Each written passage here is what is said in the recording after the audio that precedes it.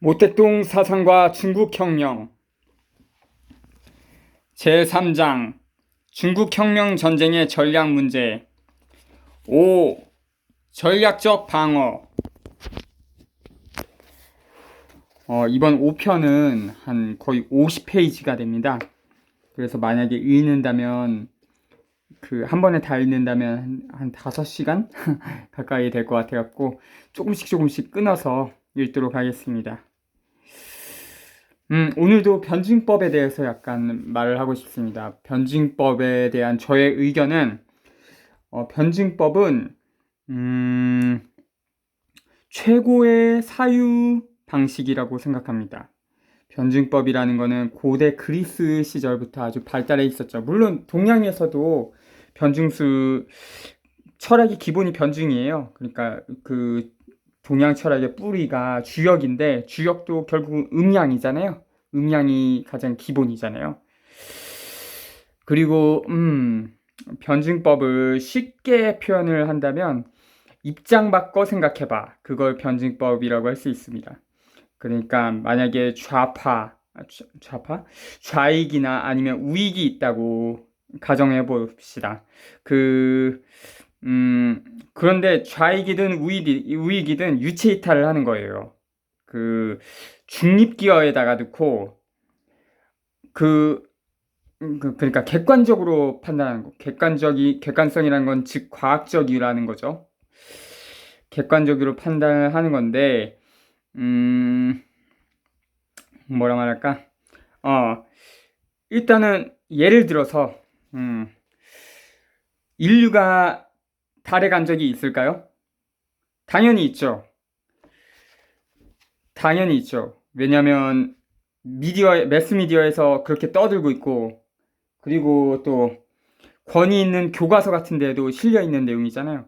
근데 만약에 상식적으로 막 생각을 해보면, 탈출 속도라든지 인간이 만약에 탈출 속도를 견딜 수 있을까? 그런 의문도 가질 수 있는 거고, 또 달이랑 지구랑 거리가 38만 킬로인데 38만 킬로미터에서 무선 통신이 가능했을까? 그 당시에 그런 의문도 가져볼 수 있는 거잖아요. 그런 비판적 사고가 있는 사람은 그런 상상도 할 수 있는데, 그런 사고방식 자체가 없는 사람은 그런 상상도 못 하는 거죠.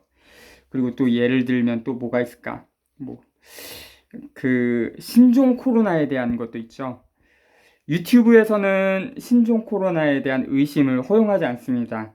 그러니까 예를 들어 PCR이나 아니면 입마개 또는 입마개랑 신백 이런 것에 대해서 비판적으로 사고하는 기능을 아예 마비시켰죠. 완전히 파시즘이에요, 유튜브는. 그런 것처럼 변증술을 몸에 체득하고 있는 사람들은 거기에 대해서 어떻게 보면 의심을 가질 수 있는 상상력 같은 게 생기는 거죠.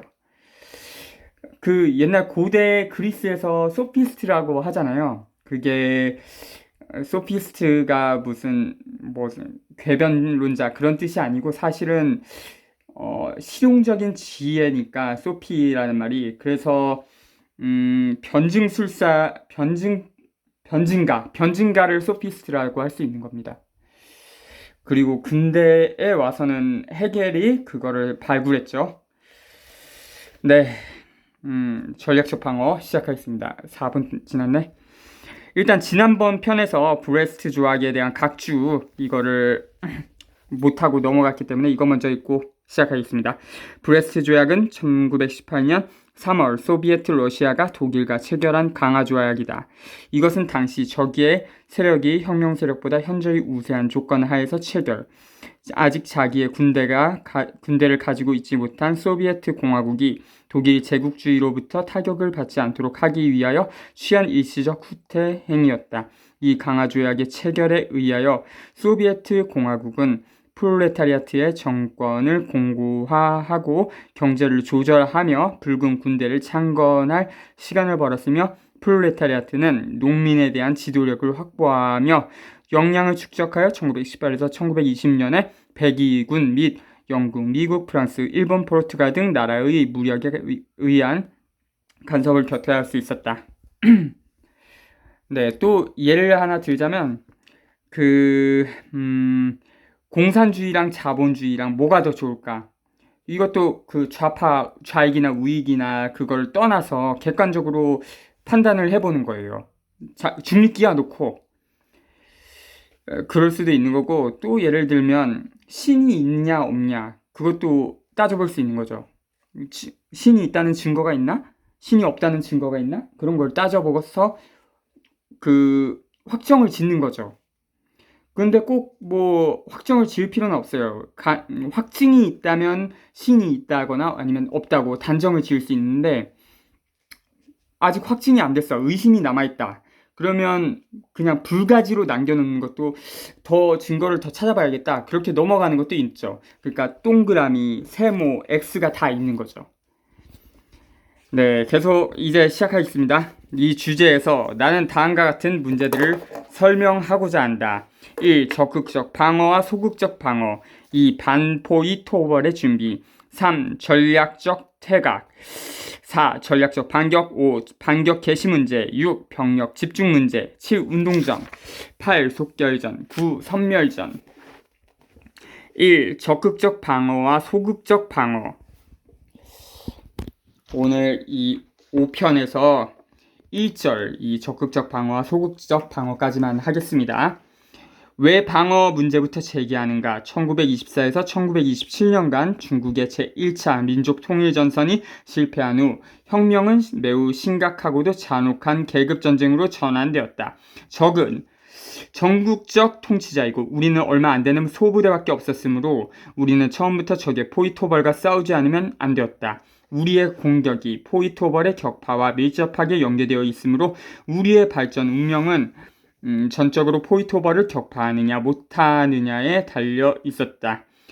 포위토벌을 격파하는 과정은 순탄하게 뜻대로 되는 것이 아니라 우여곡절이 많았다. 먼저 중대한 문제는 어떻게 힘을 보존하여 적절한 시기에 적을 격파할 것인가 하는 것이다.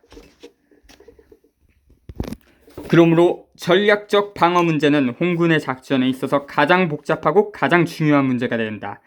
우리의 10년 전쟁 기간의 전략적 방어 문제에 있어서 가끔 두 가지 경향이 발생하였다. 그 하나는 적을 경시하는 것이었고 다른 하나는 적을 무서워하는 것이었다. 적을 경시한 결과 많은 유격대가 실패하였으며 홍군도 적의 포위토벌을 몇 차례는 격파하지 못한 적이 있다. 혁명적 유격대가 조직된 초기에는 그 지도자들이 흔히 피하의 정세를 바로 보지 못하였다. 그들은 자기가 어떤 지방에서 돌연히 무장 봉기를 일으켜 승리하였다든가 백군 속에서 반란을 일으켜 넘어오게 하였다든가 하여 일시적으로 환경이 매우 순조로운 것만 보거나 심각한 환경에 처하여 있으면서도 그것을 보지 못한 관계로 흔히 적을 경시하였다. 다른 한편으로는 그들은 자기의 약점, 경험이 없는 것, 역량이 약한 것도 알지 못하였다. 적이 강하고 우리가 약한 것은 근본적으로 객관적으로 존재하는 형상임에도 불구하고 그들은 이것을 고려하지 않고 그저 공격만 하려 하면서 방어와 퇴각은 하려 하지 않았기 때문에 정신적으로 방어를 위한 무장을 해제하였으며 따라서 자기의 행동을 그릇된 방향으로 끌어가게 되었다. 많은 유격대는 이 때문에 실패하였다. 홍군이 이와 같은 원인으로 포위토벌을 격파하지 못한 신뢰로는 1928년 광동성 해풍현, 육풍현 지역에서 홍군이 실패한 사실, 1927년 10월 30일 광동성 해풍현, 육풍현의 농민들은 중국 공산당이 영도에서 제3차 봉기를 일으켜 해풍현, 육풍현 및 그 부근 지역을 점령하였으며 홍군을 조직하고 노동민주 정권을 수립하였다. 후에 적을 경시한 오류를 범하여 실패하였다. 홍군이 실패한 사실과 1932년 소위 국민당을 보조부대로 취급한 논리의 지도에 호북 하남 안희병구의 홍군이 제4차 포위토벌을 반대함에 있어서 여유있게 대처할 능력을 상실한 사실을 들 수 있다. 적을 무서워하였기 때문에 실패한 선례는 많다. 적을 경시하는 자와는 반대로 어떤 사람은 적을 너무 중시하고 자기를 너무 경시하였기 때문에 불필요한 퇴각 방안을 취하였는데 이것 역시 정신적으로 방어를 위한 무장을 해제한 것이다. 그 결과 유격대가 패하게 되었거나 홍군의 어떤 지역이 실패하게 되었거나 근거지를 상실하게 되었다. 근거지를 상실한 가장 확실한 예로는 제5차 포위토벌을 반대할 때 광서성 중앙 근거지를 상실한 사실이다. 그 오류는 우경적. 그러니까 우로 그 오른쪽으로 기울어져 있다. 우경 그런 뜻이죠. 우경적인 견해로 인하여 생긴 것이다. 적을 범처럼 두려워한 지도자들은 도처의 방어 시설을 구축하고 걸음마다 저항하면서 적의 후방을 치는 유리한 공격을 감행하지 못하였으며 대담하게 그 적을 깊이 유인 포위하여 섬멸하지도 못하였다. 그 결과 근거지를 전부 상실하고 홍군을 1만 2천여 킬로미터의 장정을 하지 않으면 안 되게 하였다. 그러니까 소극적 태도라는 뜻이죠. 그런데 이러한 오류는 흔히 적을 경시하는 좌경적 오류가 선행한다. 1932년에 이슨 중심 도시를 공격하는 군사적 모험주의는 바로 그 후 적의 제5차 포위토벌에 대체하여 소극적 방어 노선을 취하게 된 근원이었다. 적을 무서워한 단적인 신뢰로는 퇴각주의적인 장국도 노선이다. 황하 이서에서의 홍군 제4방면 군인 서로군의 패배는 바로 이 노선의 종국적 파산을 가져왔다. 1936년 가을 홍군 제4방면 군은 홍군 제2방면 군과 회동한 후 강서성 동북부에서 북상의 길에 올랐다. 장국도는 이때에도 여전히 반동적 행위를 계속하면서 그의 일관적인 퇴각주의와 취소주의를 고집하였다. 9월 10월 홍군 제2방면 군과 제4방면 군이 감숙성에 도착한 후에 장국도는 홍군 제4방면 군의 전위 부대 2만여 명에게 서로군을 조직하여 황하를 건너 청해성으로 서진하라고 명령하였다. 이 서로군은 1936년 12월 타격을 받았으며 1937년 3월에 패배하였다. 적극적 방어는 공세 방어라고도 하고 결점 방어라고도 한다. 소극적 방어는 수비 방어라고도 하고 단순 방어라고도 한다. 소극적 방어는 사실상 가짜 방어이고 적극적 방어만이 진짜 방어이며 반격 및 공격을 위한 방어이다. 내가 아는 바에 의하여 가치 있는 어떤 군사서적이나 비교적 뛰어난 어느 전략가나 동서고금을 막론하고 전략에서나 전술에서나 소극적 방어를 모두 반대하고 있다. 제일 무모한 사람이나 가장 망령된 사람만이 소극적 방어를 보배처럼 받든다. 그런데 세상에는 확실히 이러한 사람이 있어서 이러한 짓을 하고 있다. 이것은 전쟁에 있어서의 실책이며 군사장에 있어서의 보수주의의 표현이므로 우리는 이를 적극적으로 반대하여야 한다. 후진 국가로서 급속히 발전한 제국주의 국가 독일이나 일본의 전략가들은 전략적 공격에 유리한 점을 적극적으로 고취하고 있으며 전략적 방어를 반대하고 있다. 이러한 사상은 중국의 혁명전쟁에 근본적으로 적합하지 않다. 독일이나 일본과 같은 제국주의 국가 전략가들은 방어의 중요한 약점은 민심을 분발시키지 못하고 도리어 민심을 동요시키는 것이라고 지적하고 있다. 이는 계급적 모순이 심각하고 전쟁의 이익이 반동적인 지배층 내지 반동적인 집권당에게만 돌아가는 그러한 국가에 대하여 하는 말이다. 우리의 경우는 사정이 다르다. 우리는 피압박자이며 피침략자이기 때문에 혁명 근거지를 보호하자, 중국을 보호하자는 구호에 절대 다수의 인민을 단합시켜 일심동체로 싸울 수 있다. 소련의 내전 시기에 붉은 궁대도 방어의 형태로 적을 타도하였다. 그들은 제국주의 나라들이 백군을 조직하여 공격할 때에 소비에트를 보호하자는 구호에서 전쟁을 전개하였을 뿐만 아니라 10월 봉기의 준비기에 있어서도 수도를 보호하자는 구호에서 군사적 동원을 하였다. 모든 정의의 전쟁의 방어전은 정치적 이색 분자를 마비시키는 작용을 할 뿐만 아니라 낙후한 인민 대중까지 전쟁으로 동원시킬 수 있다.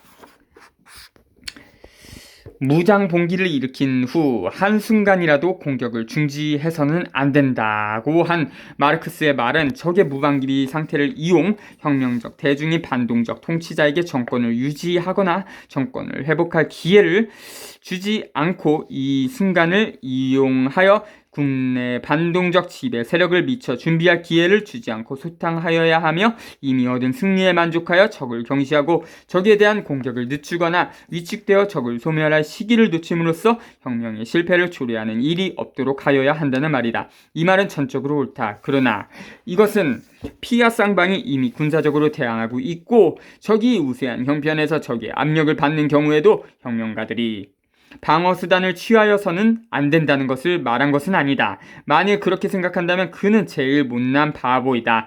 우리의 과거의 전쟁을 총체적으로 말하면 국민당에 대한 공격이었으나 군사적으로는 포위, 토벌을 경락하는 형태를 취하여 왔다. 군사적으로 말하자면 우리의 전쟁은 방어와 공격을 반복하여 응용하는 것이다. 우리에게 있어서는 공격이 방어의 뒤에 있다고 하여도 좋고 공격이 방어의 앞에 있다고 하여도 좋다. 왜냐하면 관건은 포위토벌을 격파하는 데 있기 때문이다. 포위토벌을 격파하기 전까지는 방어이고 포위토벌이 격파되면 공격이 시작된다. 이것은 한 가지 일의 두 단계에 지나지 않는다. 그리고 적의 한 포위토벌과 다음 포위토벌은 꼬리를 물고 계속되는 것이다. 이 두 단계에서 방어의 단계는 공격의 단계보다 복잡하고 중요하다.